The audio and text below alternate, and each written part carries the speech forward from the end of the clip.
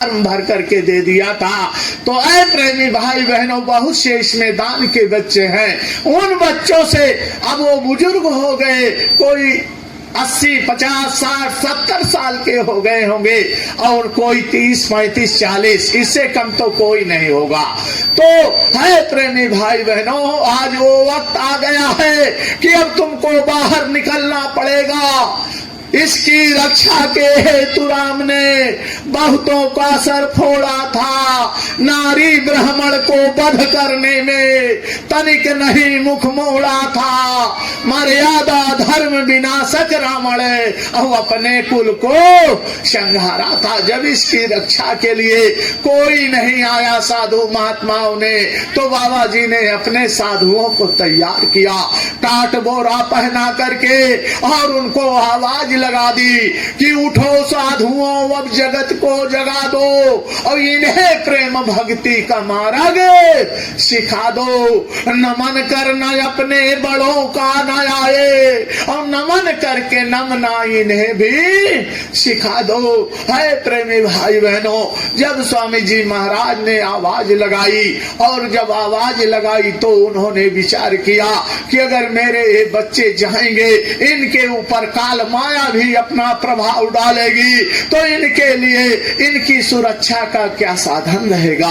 तब बाबा जी ने इनको टाट और बोरा पहना दिया, और टाट बोरा पहना करके, क्योंकि है प्रेमी भाई बहनों, टाट बोरा कोई साधारण चीज नहीं है, एक तपस्या का दाना है। जब भगवान राम जंगल को जाने लगे तो इसी टाट बोरे को पहन करके और अयोध्या को छोड़ा है। अरे इसका प्रमाण है, आप लोग कहोगे कि ये टाट वाले जय गुरुदेव वाले झूठा वो कर रहे हैं। खोल करके रामायण को देख लेना। भूमि शयन बलकल वसन, जमीन में सोने का उनको आदेश हो गया, और बलकल माने टाट होता है। प्रेमी भाई बहनों, भगवान राम लक्ष्मण टाट बोरा पहन करके निकल गए। तो हमारे गुरु महाराज ने सोचा कि इनकी रक्षा कैसे होगी। इन पर आने वाली जो काम, क्रोध, लोभ, मोह, अहंकार, ये गांव गांव जाएंगे तो इनकी रक्षा कैसी होगी। तब टाट पहना करके और इनको मैदान में उतारा। अरे प्रेमी भाई बहनों, ये टाट बोरे वाले गांव गांव जाते थे संदेशा देने के लिए। उस वक्त है प्रेमी भाई बहनों, अजीब भेष देख करके, मनुष्य की तो बात छोड़ दीजिए, गांव के कुत्ते इनको भौंकने लगते थे। जब तक गांव के बाहर नहीं कर देते थे प्रेमी भाई बहनों, वो चैन नहीं लेते थे।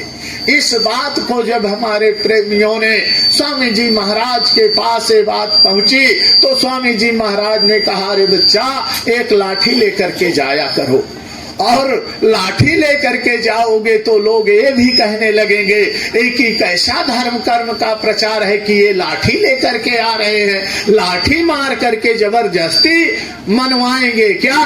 तो इसलिए तुम उसी लाठी में एक झंडा लगा लेना और गांव में चले जाना, और गांव में मेरा ये संदेशा जन जन तक पहुंचाना है प्रेमी भाई बहनों। और कहा कि जब कोई जानवर तुम पर हमला करेगा तो उससे तुम्हारे शरीर की रक्षा हो जाएगी, और जा करके संदेशों को पहुंचाओ। है प्रेमी भाई बहनों, इन टाटधारी प्रेमी भाइयों ने जा करके किन किन मुसीबतों को सह करके हमको आपको समझा करके, बुझा करके और ले जा करके गुरु महाराज के चरणों में लगाया। अगर ये ना होते, ये इतनी मेहनत ना किए होते प्रेमी भाई बहनों, तो आज गुरु महाराज का मिलना हमको आपको नसीब नहीं होता।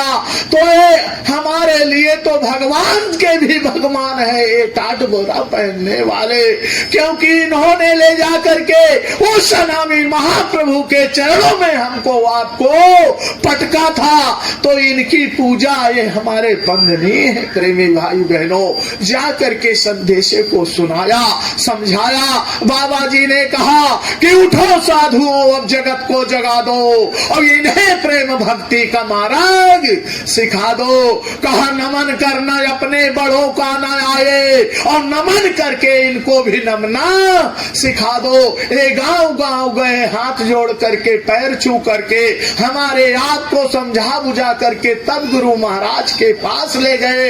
आज जो हमारे लोग इतने प्रेमी बैठे हैं, अगर ये लोग ना होते तो आज हमको गुरु के शरण में जाने का सौभाग्य ना प्राप्त होता। इसलिए ये वंदनीय है प्रेमी भाई बहनों।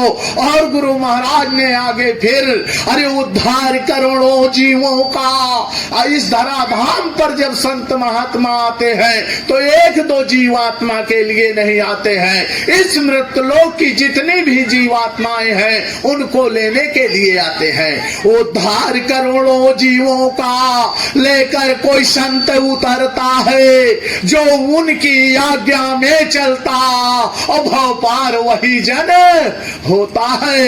युग पुरुष संत अवतार लिए, जो जय गुरुदेव कहते हैं, वो सत्य पुरुष तक जाने का सीधा वो मार्ग बताते हैं। ऐसे नहीं समझाने और बुझाने पर सतपथ पर जो चलना चाहे वो अपनी दया कृपा करके वो निज घर को पहुंचाते हैं। ऐसे नहीं है प्रेमी भाई बहनों। संतों महात्माओं का आना इस धराधाम पर हुआ। हमारे गुरु महाराज आए और आकर के हमको आपको ये संदेशा सुनाया। अरे जो उनकी आज्ञा में चलेगा, उनके संदेशों को सुनेगा, उस जीवात्मा का कल्याण हो जाएगा। है प्रेमी भाई बहनों। अरे समझाने और बुझाने पर सतपथ पर जो चलना चाहे और पर वो कैसे चल पाएगा।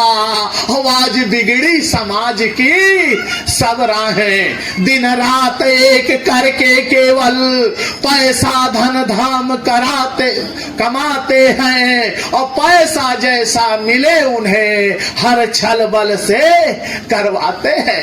आज गुरु महाराज हमको आपको गांव गांव भेज करके प्रेमी भाई बहनों विचार करो है ग्रामवासियों कि आज जय गुरुदेव वालों की क्या पड़ी है कि गांव गांव में जाकर के हाथ जोड़ करके आपके पैर छू करके आपको ये भंडारे चला करके सारी व्यवस्थाओं को दे करके और कहते हैं कि बाबा जी का कहना है।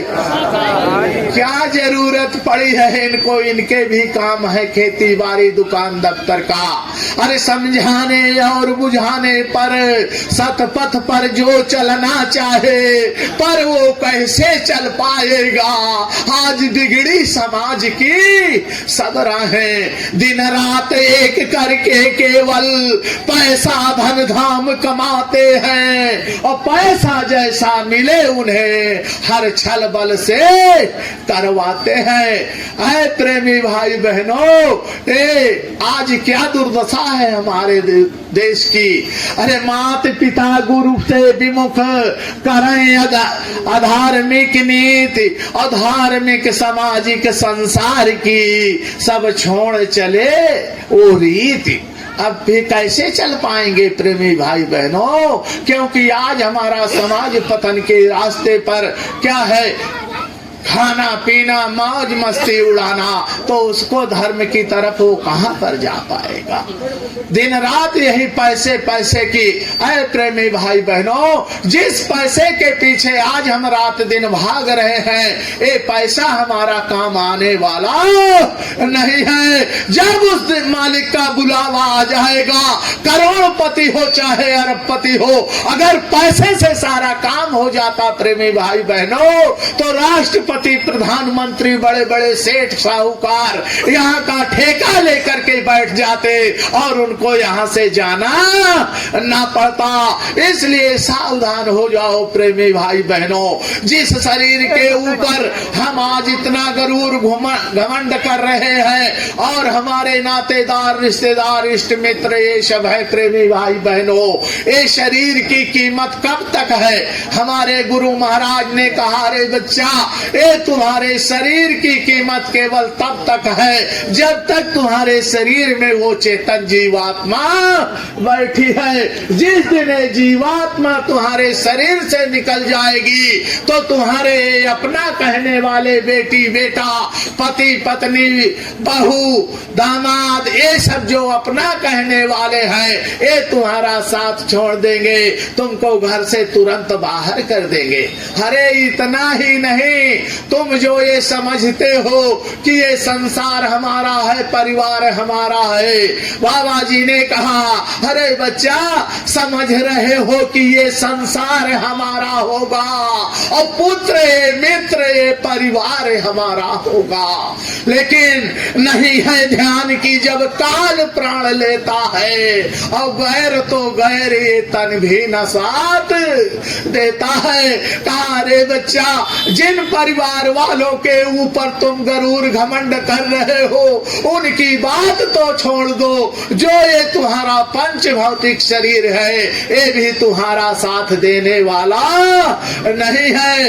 इसलिए समय रहते तुमको जो ये मनुष्य का शरीर मिल गया है, अरे कैसे मिला प्रेमी भाई बहनों, हम आप यहाँ पर कैसे आए, हमारी जीवात्मा को यहाँ पर कैसे फंसाया गया इसे हमें आपको नहीं मालूम है। जब संतों के सत्संग में जाओगे उनके सत्संग को सुनोगे तब समझ में आएगा, ऐसे समझ में आने वाला नहीं है। जब संतों के शरण में जीवात्मा पहुंची और उनसे प्रार्थना विनती किया कि जय जय जय गुरुदेव जी, सदगुरु संत कृपाल और हम जीवों का नाथ मम और सभी बताओ हाल, कौन हमारो धाम है और कौन हमारो बाप, और भूले भटके जीव का और भरम मिटाओ आप। गुरु के शरण में जब जा करके जीवात्मा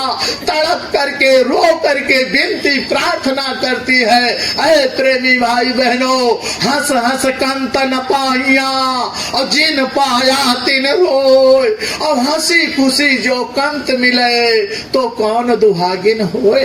आज हमारी बेटियां हैं बहनें हैं, इनको जब पति मिलता है प्रेमी भाई बहनों, आज तो समाज बहुत बिगड़ गया है, आज की बात नहीं, पीछे के समय में जब बेटी को विदा किया जाता है वो कितना रोती है और रोने के बाद तब जाकर के पिया के घर जाती है। उसी प्रकार से ये प्रेमी भाई बहनों यहाँ के पिया तो ये हैं, उस पिया के मिलने के लिए ये जीवात्मा सतगुरु के शरण में रो रो करके विनती प्रार्थना कर रही है कि हमारा पिता कहाँ है, हम कहाँ के रहने वाले हैं। तब सतगुरु बताते हैं, हमारे गुरु महाराज ने बताया कि अरे बच्चा यहाँ पर कोई कुछ नहीं था, ना ये धरती थी ना ये आसमान था, ना ये पेड़ थे ना मकान थे ना दुकान थे ना हम थे ना आप थे ना पशु थे ना पक्षी थे।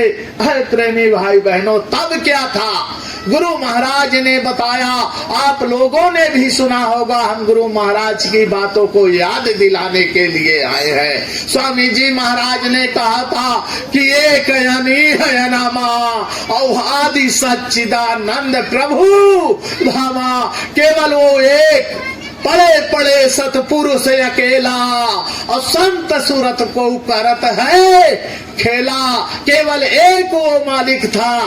तो प्रेमी भाई बहनों जब वो एक मालिक था तो हम लोग यहाँ पर कैसे आ गए। ये जीवात्मा अपने सतगुरु से विनती प्रार्थना करने लगती है कि हे मालिक हे गुरुवर, हमारी जीवात्मा फिर यहाँ पर कैसे आई जब वो केवल एक परमात्मा था।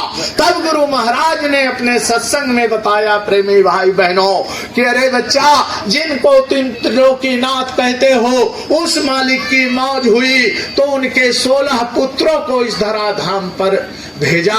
16 पुत्र हुए, उनमें से 5 का भेद संतों ने खोला और 11 को गुप्त कर दिया। अब वो जीवात्मा जब यहाँ पर आई, सबसे छोटे पुत्र जिनको हम आप लोग त्रिलोकीनाथ कहते हैं, संत महात्मा उनको कुछ और कहते हैं, वो अधिकार हमको नहीं है प्रेमी भाई बहनों बताने का। जब गुरु महाराज हुजूर महाराज जी का आप सत्संग सुनोगे तो वो मालिक का नाम क्या है वो बताएंगे। और इसी को संतों ने संसार को बताने के लिए कहा ज्योतिष स्वरूप। उनका रूप कैसा है? ज्योतिष स्वरूप। जैसे हम आप अपने घरों में दीपक जलाते हैं तो जब वो छोटे पुत्र यहाँ पर आए तो उनके अंदर एक हिलोर पैदा हुई, उनके अंदर विचार आया। गुरु महाराज ने बताया कि ज्योतिष रूपी ब्रह्म को इच्छा हुई एक बार और रचना हो मृतलोक की और नया बसे संसार। उनके अंदर ये विचार आया कि मैं भी मृतलोक की रचना करूं और यहाँ पर जीवात्माओं को तब विचार करने लगे कि बिना जीव रचना नहीं और मम निर्मित संसार और घोर तपस्या मैं करूं तब मिले जीव भंडार। जैसे है प्रेमी भाई बहनों, हम आप इस सत्संग का आयोजन किया, लेकिन सत्संग के आयोजन के लिए हमको बाजे की जरूरत, तखत की जरूरत, प्रेमियों तक संदेश पहुंचाने की जरूरत पड़ती है। उसी प्रकार से उस ज्योति स्वरूपी ब्रह्म को जब ये इच्छा हुई तो वो विचार करने लगे कि बिना जीव रचना नहीं और मम निर्मित संसार। तो जब बिना जीवात्माएं नहीं रहेंगी तो मैं किस पर राज्य करूंगा? बना तो दूंगा लेकिन राज्य भी किस पर करूंगा? तब उन्होंने विचार किया कि बिना जीव रचना नहीं मम निर्मित संसार और घोर तपस्या मैं करूंगा मिलाई जीव भंडार। हमको आपको लाने के लिए वो ईश्वर तपस्या में बैठ गए। अरे प्रेमी भाई बहनों, जैसे हम आप अपने घरों में कोई काम करना होता है तो अपने पत्नी से पूछते हैं, तो उसी प्रकार से जिनको जगत जननी संतों ने आद्या महाशक्ति कहा और उनकी अर्धांगिनी आद्या महाशक्ति जो है कहने लगी कि अष्टांगनी कहने लगी कि सुनिए मेरे नाथ, अब हम तुम दोनों तप करें और जीव मिलन के काज। आप अकेले नहीं तपस्या करोगे, मैं भी आपका सहयोग करने के लिए तैयार हूँ। अरे प्रेमी भाई बहनों, जब दोनों मिलकर के तप करने लगे, तप करते बहुयुग गए, देख तपस्या घोर और सत्य पुरुष करतार ने और दया करी इन और उस मालिक ने इनके ऊपर दया कृपा कर दी। बहुत युगों तक, कितने सतयुग त्रेता द्वापर कल युग बीत गए, हम जीवात्माओं को इस धराधाम पर लाने के लिए काल भगवान ने बहुत कठिन परीक्षा की। और जब वो हमारे पिता खुश हो गए और कहा कि बोलो तुम्हें क्या चाहिए, मैं तुम्हारे तपस्या से खुश हूं, तो बड़ी होशियारी के साथ कहने लगे, ऐ प्रेमी भाई बहनों, कहा कि लोक रचन की इच्छा मोरी और रचना होए दया प्रभु तोरी। कहा मैं लोक की रचना करना चाहता हूँ, यदि आपकी दया कृपा हो जाए तो मुझे कुछ जीवात्माओं का भंडार दे दो। जब इतना कहा तो वो पिता सन्न रह गए, लेकिन अब वचन दे दिया था तो कहा कि ले जाओ देता तुम्हें और जीवों का भंडार, और वापस दोगे कब मुझे और कर दो कौन करार। कहा मैं तुमको जीवात्माओं का भंडार तो दे रहा हूँ, लेकिन ये वहां पर इन्होंने दुख कभी यहाँ पर देखा नहीं, वहां जाएंगे इनके ऊपर दुख और यातनाएं जब होगी तो एक कैसे बर्दाश्त कर पाएंगी। तब बड़ी होशियारी के साथ काल भगवान ने कहा, हे पिताजी, यदि मैं इनके लिए तमाम राजे, घर दुआर, मकान, घोड़ा गाड़ी सारी व्यवस्था करूंगा, अगर उसी देश को ये अपना समझ लेंगे तो बताओ मैं अपने बनाए हुए घर को कैसे उजाड़ूंगा, कैसे इनको निकालूंगा। तब उस परमपिता परमात्मा ने कहा कि सत्य लोक आनंद का रहे न इनको होश, अब भूल जाए निज धाम को तो कहा तुम्हारो दोष। ऐ प्रेमी भाई बहनों, कहा कि इसमें तुम्हारा दोष नहीं है। और जब हम जीवात्माओं को देने लगे तो ये जीवात्मा पिता से रो करके विनती प्रार्थना करती है कि हे पिताजी, कौन सी ऐसी हमसे गलती हो गई कि आज हमको अपने देश से निकाला कर रहे हो। तब उस मालिक ने कहा कि सेवा के बस में हो करके मैं तुमको अपने देश से निकाला कर रहा हूँ, लेकिन मेरे प्यारे जीव तुम जाए रहे परदेश और सत्य नाम रटते हुए और आना अपने देश। कहा जब तुम्हारे ऊपर कोई मुसीबत आ जाए, दुख आ जाए, तो मैं संतों को भेजूंगा और उनसे वो नाम की अमोलक दौलत लेकर के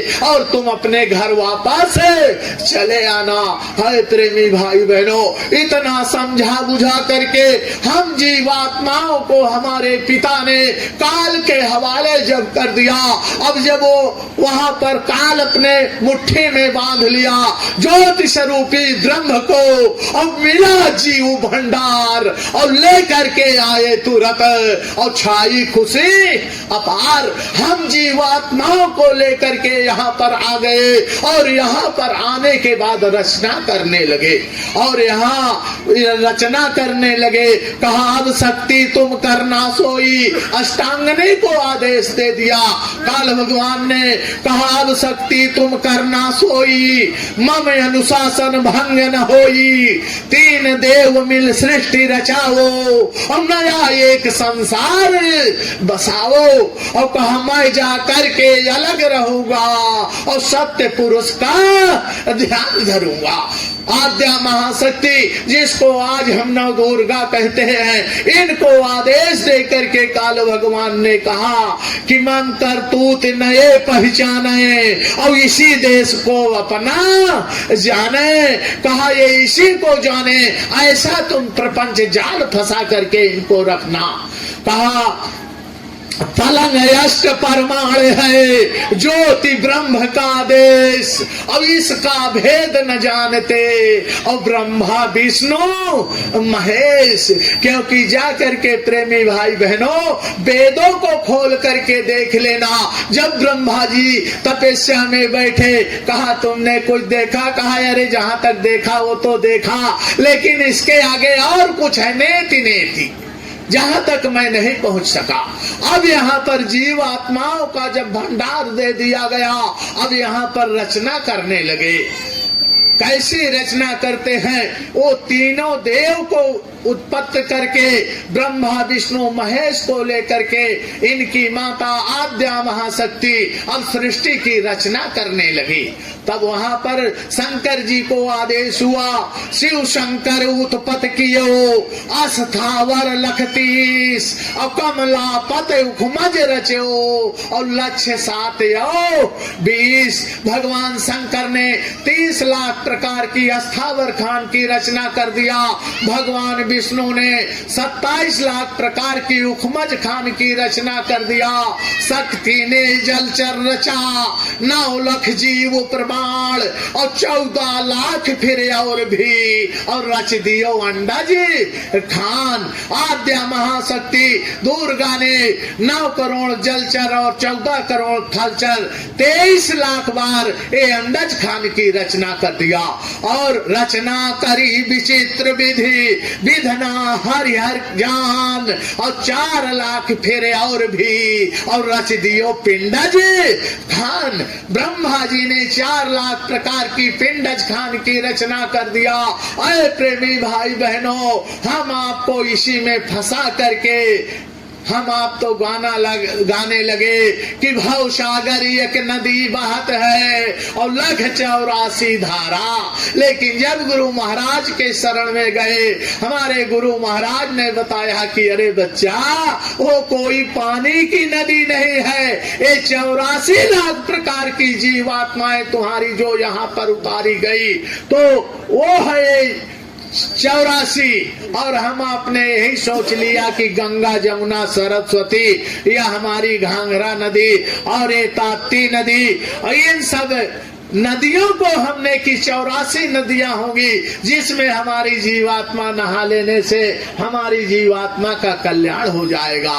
हमारे गुरु महाराज ने बताया प्रेमी भाई बहनों कि जब इतना करके और हम जीवात्माओं को ला करके नीचे उतारा, कितने सतयुग त्रेता द्वापर तक हमारी ये जीवात्मा तड़पती रही, बिलखती रही।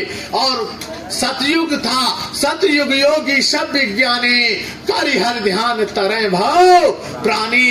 सतयुग में सब योगी विज्ञानी थे, भगवान का भजन करके अपने धाम को जब जाने लगे तब काल भगवान ने कहा कि अगर इनको बंधन में नहीं बांधा जाएगा, जैसे जानवर छूटे हैं, भले हम खरीद करके लाए हैं प्रेमी भाई बहनों, लेकिन अगर ये छुट्टा हो जाएंगे तो फिर बाद में हमारे बस की बात नहीं है कि इनको पकड़ पाए। उसी प्रकार से काल भगवान के अंदर ये विचार आया कि अगर ये ऐसे रहेंगे, सारी जीवात्माएं भजन करके और अपने धाम को वापस चली जाएंगी, तो मैं राज्य किस पर करूंगा। तब उन्होंने यहाँ पर फिर विस्तार करना शुरू कर दिया, माया को बुलाया प्रेमी भाई बहनों, और माया को कहा कि रच एम माया तुम करना सोई, मम अनुशासन भंग न होई।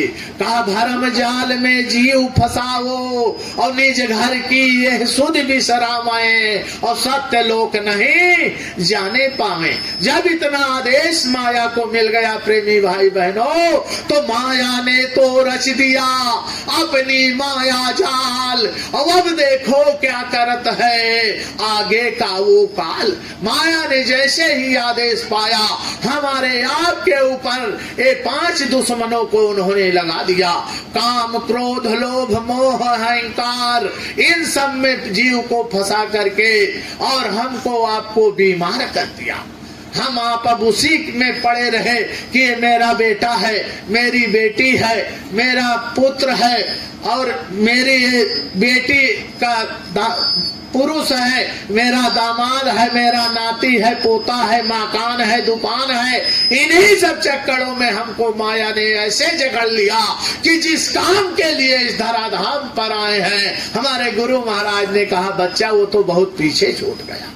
और फिर इसके बाद ऐसे ही नहीं, कर्मों के बंधन में हमको आपको बांध करके और कहा जाओ चाहे अच्छा कर्म करो चाहे बुरा कर्म करो, तुमको कर्म करने का अधिकार है। ऐ प्रेमी भाई बहनों, हमको जब छूट मिल गई, हम अच्छा भी करने लगे, बुरा भी करने लगे, हमारी जीवात्मा यहाँ कर्म कर्जे में फंस गई और अपने वतन को वापस नहीं जा पाई। तो जब ये जीवात्माएं वहां नहीं जाने लगी, तो उस परमपिता परमात्मा ने यहाँ संतों को भेजा। यहाँ पर जब एक बार नानक जी आए और नानक जी यहाँ पर आकर के उस नाम की, पहले संत तो कबीर थे, उसी के आगे पीछे नानक जी इस धराधाम पर आए और जब रास्ता बतलाने लगे, इसी प्रकार सत्संग कर करके जीवात्माओं को समझाने लगे। तो एक दिन की बात है प्रेमी भाई बहनों, उनका एक शिष्य बहुत लापरवाह था। जैसे हमको आपको गुरु महाराज बराबर समझाते रहते हैं, लेकिन गुरु की आज्ञा का पालन हम नहीं करते हैं, उसी प्रकार एक उनका बहुत बिगड़ायल शिष्य था, वो उनकी बातों का ध्यान नहीं दिया करता था। और जब उसकी सांसों की पूंजी खत्म हुई, ऐ प्रेमी भाई बहनों, वो सीधे नरक में चला गया।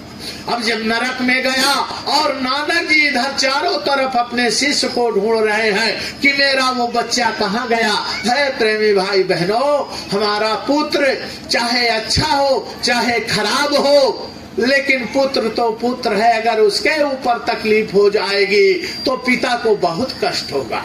भले ही वो गलत काम किया है, लेकिन पिता को कष्ट होगा जब पुत्र के ऊपर सजा भोगनी पड़ेगी, जेल में चला जाएगा। तो पिता चाहे जितना वो नालायक पुत्र हो, अपने खेत को गिरवी रख करके बेच करके और अपने बेटे को जेल से छुड़ाएगा। उसी प्रकार से जब वो नरक में चला गया तो नानक जी उस जीवात्मा को ढूंढते ढूंढते चारों तरफ घूम डाले, लेकिन वो जीवात्मा नहीं मिली। तब नानक जी ने विचार किया कि चले थोड़ा देखें, ये नरक में तो कहीं नहीं पड़ा। अरे प्रेमी भाई बहनों, अब नानक जी जब नरक की तरफ जाते हैं तो वहां क्या देखते हैं कि उनका शिष्य नरक में पड़ा है। जब देखा, आवाज लगाई, कहा उठो चलो, मैं तुमको लेने के लिए आया हूँ। वो शिष्य ने कहा गुरुदेव आप जाइए, मुझको इनसे नरक में रहने वाली जीवात्माओं से दोस्ती हो गई, अब मैं तुम्हारे साथ नहीं जा सकता। अगर तुमको ले जाना है तो यहाँ से जितनी भी जीवात्माएं हैं इनको सबको ले चलना पड़ेगा, तब मैं तुम्हारे साथ चलने के लिए तैयार हूँ। है प्रेमी भाई बहनों, हठी शिष्य था, हट कर लिया अपने सतगुरु से। तब मजबूर होकर के गुरु नानक ने अंगूठा बोरा और सब जीवन का किया निवेरा। नानक जी अपने अंगूठे को नरक में बोर देते हैं। प्रेमी भाई बहनों, नरक की जितनी भी जीवात्माएं हैं वो निकल करके नानक जी के साथ चल देती है, और जब ये जीवात्माएं निकल जाती है, नरक खाली हो जाता है, तब वो नरक के जो पहरेदार हैं वो सीधे भाग करके धर्मराज के पास पहुंचते हैं। अरे कहा लो अपना डंडा पेड़ा, अब हमारा नरक में क्या काम है। जब ऐसे संत महात्मा आते रहेंगे और एक एक नरक को खाली करते रहेंगे तो हमारी तो छुट्टी हो गई। है प्रेमी भाई बहनों, तब उन्होंने विचार किया और कहा कि देखो ऐसा करो कि तुम जाकर के जीवात्माओं को फिर भ्रमित करो, ये संतों महात्माओं के पास ना पहुंच पाए। ऐ प्रेमी भाई बहनों, जब इतना कहा और इसके बाद नारद जी को बुला करके फिर धर्मराज क्या कहते हैं कि बोले धर्मराज तुम जाओ और जा करके जग को धर्माए। नारद जी को बुला करके कहा जाओ और जा करके जगत को भरमा दो, कोई संतों महात्माओं के पास जाने ना पाए, भगवान का कोई भजन करने ना पाए। इतना आदेश जब नारद जी को दिया तो नारद जी ने कहा कि हम काहे भरमावई जाई, अब हम का भला है भाई। कहा हम क्यों भरमाने के लिए जाए, हमारी इसमें क्या भलाई है, हम नहीं जाने वाले हैं। कहा कि आप चाहे जितना उपाय कर लो, हम भरमाने के लिए जाने वाले नहीं हैं। है प्रेमी भाई बहनों, जब इतना नारद जी ने कहा तो धर्मराज ने अपने गांव को बुला करके, दूतों को बुला करके कहा देखो नारद तो नहीं जा रहे हैं, अब तुमको जाना पड़ेगा। तुम अपनी मंडली के साथ जाओ धराधाम पर और जा करके जीवात्माओं को भ्रमित कर दो। ऐ प्रेमी भाई बहनों, धर्मराज के दूत इस धराधाम पर आए और सर्वप्रथम पहुंचे भूप क्वास के ग्रामा, नाउत रूप बना एक थाना। राजा क्वास की नगरी में पहुंचे। प्रेमी भाई बहनों, जैसे हम लोग यहाँ पर अपना ये मंच लगा करके और अपने गुरु महाराज की वाणियों को जन जन तक पहुंचाने का काम कर रहे हैं, उसी प्रकार से धर्मराज यमराज के दूत वहां पर जा करके पहुंचे भूप क्वास के ग्रामा। अन्नाउत रूप बना एक थाना, एक थान बना दिया। और जब थान बना दिया प्रेमी भाई बहनों, तो वहां पर करते क्या है, जब थान को बना दिया लगे हिलावन दो पर शीशा, दोनों हाथों को हिलाने लगे, गर्दन को हिलाने लगे, ऐसे ऐसे करने लगे। लगे हिलावन दो पर शीशा अब अपर बजा वही बाजन बीसा। 20 प्रकार के बाजों को ला करके, अरे ढोल हारमोनिया नगाड़ा जितने भी 20 प्रकार के बाजों को जब बजने लगा तो ऐ प्रेमी भाई बहनों, उस बाजे की आवाज को सुनकर के सारे गांव के लोग इकट्ठा होने लगे। लगे बजावन बीसन बाजा, अपर हिलावे दो कर शीशा, अपर बजावे बाजन बीसा। तो जब इतना देखा तो कौतुक देख लोग जुरियाए, और माथ नवाए यस वचन सुनाए। वहां पर लोगों ने देखा कि एक ऐसा तमाशा हो रहा है, पूरे गांव के लोग इकट्ठे हो गए और वो कहने लगे कि बेटी ले लो, बेटा ले लो, ये कर दूंगा, वो कर दूंगा। ऐसे वो जीवात्माओं को फंसाने के लिए करने लगे। और कहा लोग जा करके फिर वहां पर मत्था टेकने लगे। कहा जी में हो वह हमारे कुशलाता, और देव बताए कृपा कर दाता। लोग उनके पास इकट्ठा होने लगे। जब उन्होंने लोभ लालच दिया कि तुमको बेटा हो जाएगा, बेटी हो जाएगी, धन दौलत मिल जाएगा, तो लोगों ने कहा हमको करना क्या पड़ेगा। है प्रेमी भाई बहनों, यहीं पर वो यमदूत मौका पा जाते हैं और कहा क्या कहते हैं।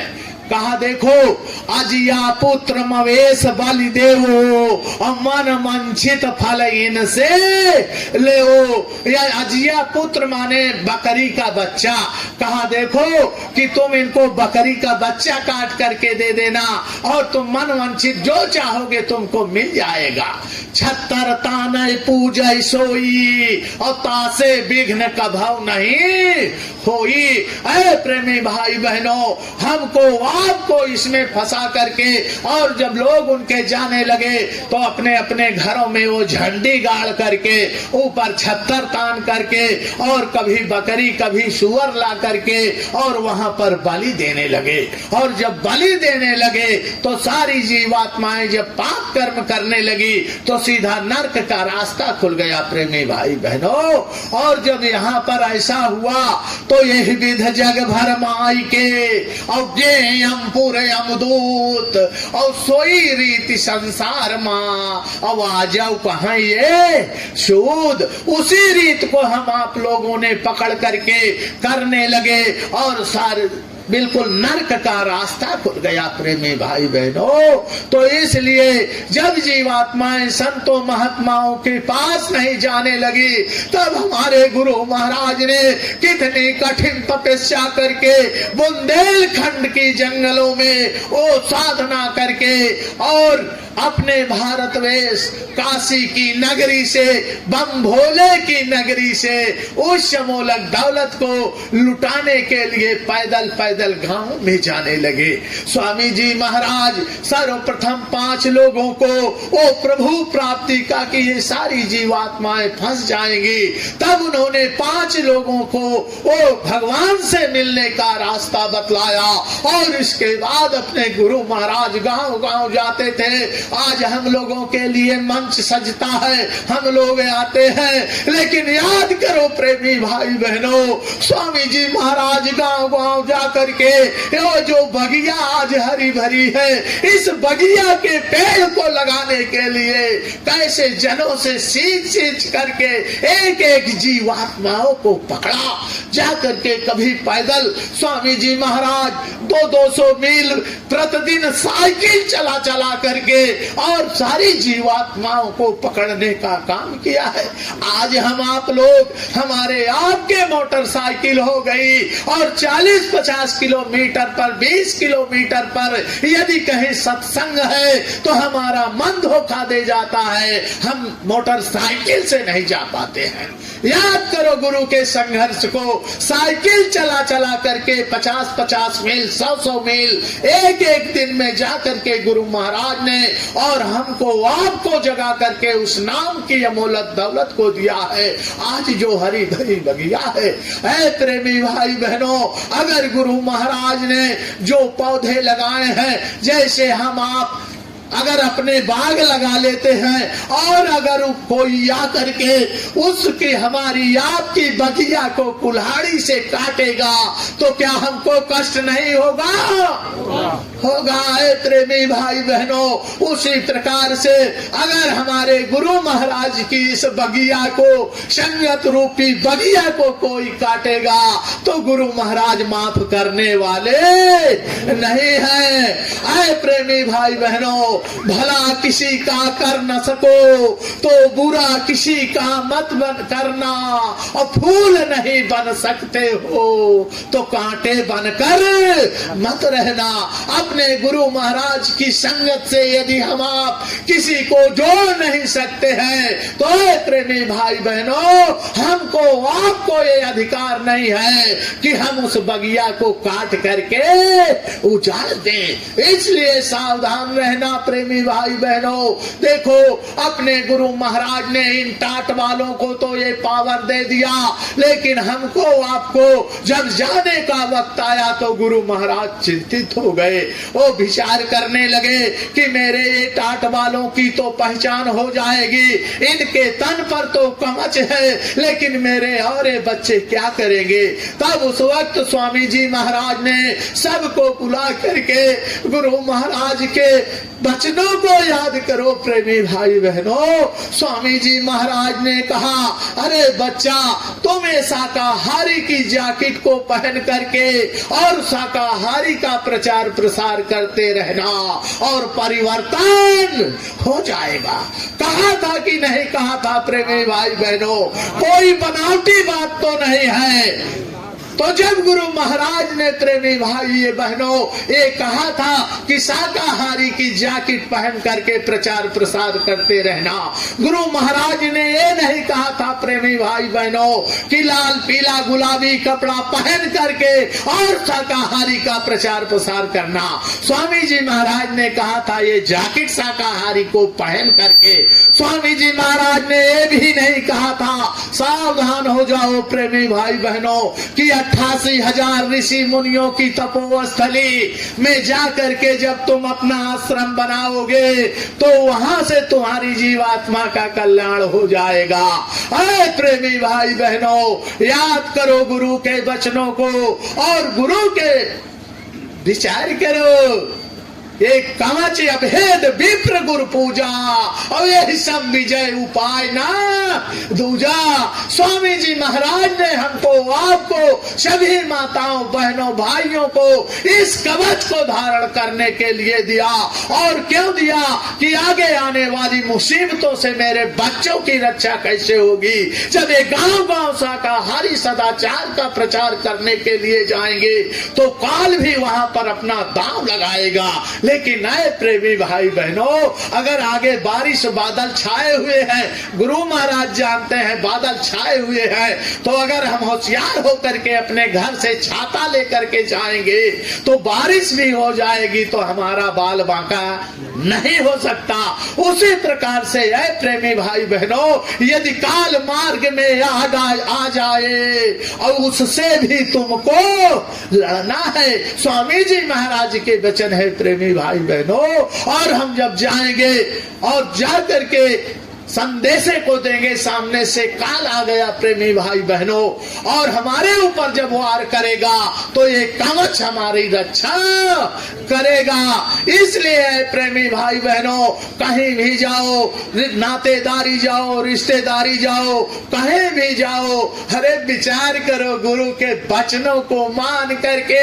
हमारे पूर्वज प्रेमियों ने सारे वस्त्रों को त्याग करके एक जोकर का रूप बना करके टाट बोरा पहन लिया है, जो कि आज अगर हम अपने बच्चे को कह दें कि जरा खेत में बोरा पहुंचा दो, कहीं के तैयारी किए हो, तो वो पिता की बात मानने वाला नहीं है। लेकिन उन्होंने टाट पहना है और हमें आपको जैकेट पहनने में शर्म आ रही है।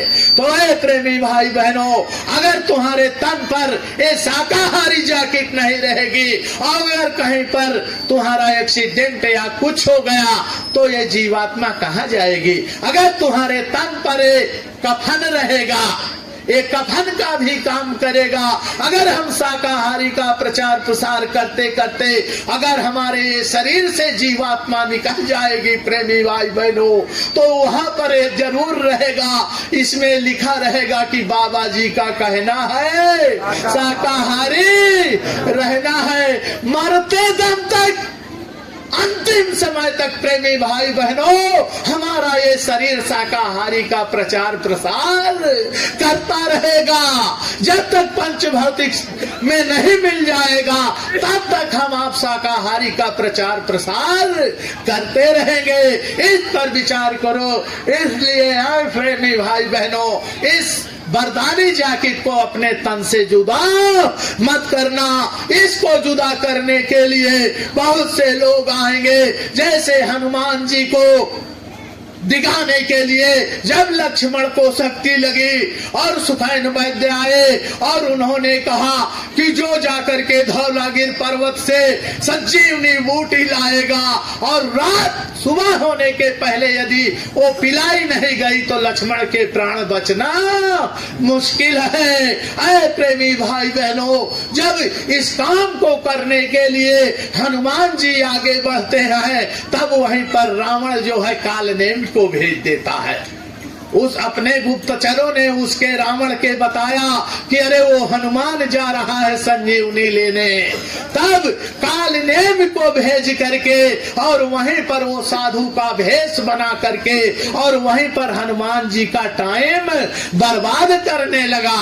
उसी प्रकार से प्रेमी भाई बहनों हमको आपको वो रास्ते में बैठ करके वो कालनेमी अपने गुरु के काम से विमुख करेंगे। इसलिए उसके चक्कर में मत पड़ना। जब तुम्हारे तन पर एक कवच रहेगा वो तो चाहेगा कि इस कवच को उतार दो, कोई दूसरा बता देगा कि इसको पहन लो उसको पहन लो, लेकिन उन काल नेमियों से सावधान रहने की जरूरत है प्रेमी भाई बहनों। जब हनुमान जी इतने भगवान राम के दृढ़ एकदम से उनके कलेजे के टुकड़े और उनके ऊपर छल हो गया, तो अगर हमारे ये तन पर कवच कुंडल नहीं रहेगा तो तुरंत लूट लिए जाएंगे। इसलिए अपने तन पर इस कवच को जरूर रखना प्रेमी भाई बहनों। देखिए करण